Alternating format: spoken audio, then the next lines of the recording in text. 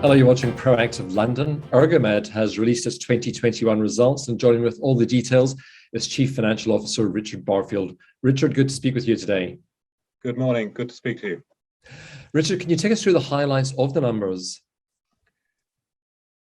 Yes, well, we've announced our detailed results for the full year for 2021 this morning. This includes revenues up 37%.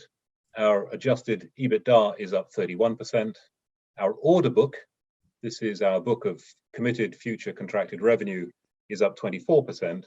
And we finished the year with £31.2 million of cash in the bank, up 64%. So we've seen a year of really robust and effective execution, both operationally and strategically. And we've delivered another great set of numbers. And we're emerging strongly from the challenges of the COVID-19 pandemic. There are a number of references in the statement to Ergomed's continued strong growth. What's driving this growth, and is it sustainable? We believe it very much is sustainable.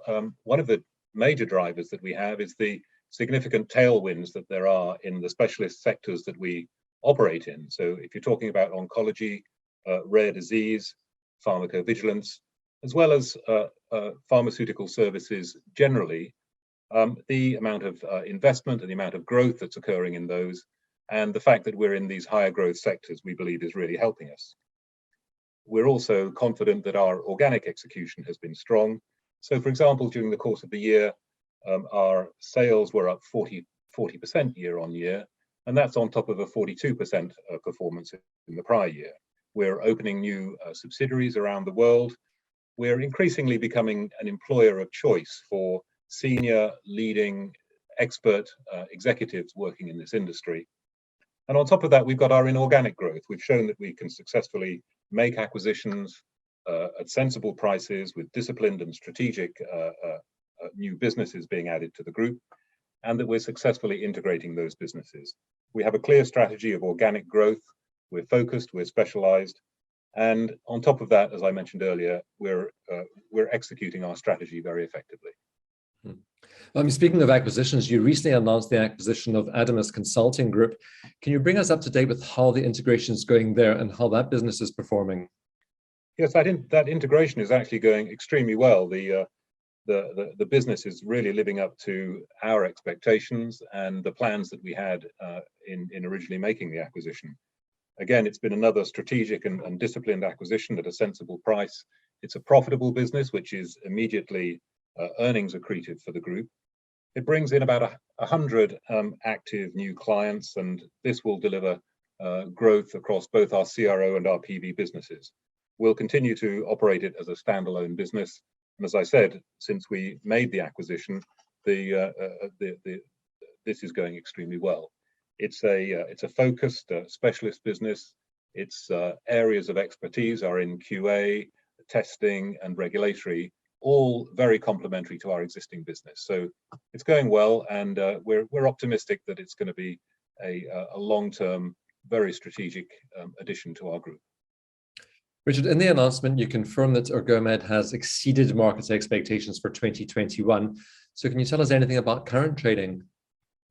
Yes, let me just clarify exactly what we mean by exceeding market expectations, because we started the year with the market expecting us to do an adjusted EBITDA of around 21.8 million.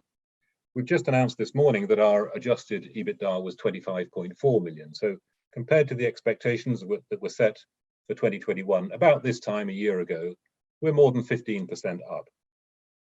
Also, looking at our revenue, we're ahead of the original expectations for the year on a constant currency basis. We don't issue specific guidance, but I will simply say that our order book, as I mentioned earlier, is 24% up year on year, which means we're starting the year from a very strong position with a high degree of visibility of something in the range of 85% plus of the revenue that we need in order to make our objectives for this year. We'll be updating the market again at our AGM in June, when we'll give more detail about our current trading. But so far this year, it's going well, and we're on course with where we would expect to be. You've completed one transaction so far this year. We just spoke about that. Will you be doing more M&A in the future, and what's next for Ergomed? Are there any other deals in the pipeline? Well, we have been quite clear that M&A is a key plank of our strategy. We've said all along that our acquisition strategy will be disciplined, it'll be focused, and we will focus in our core specialisms of oncology, rare, pharmacovigilance, and other pharmaceutical services. It's also a global strategy, so we're looking to expand our presence further in the USA. We're also looking at Asia and, of course, not forgetting Europe, where there are still plenty of opportunities for further growth.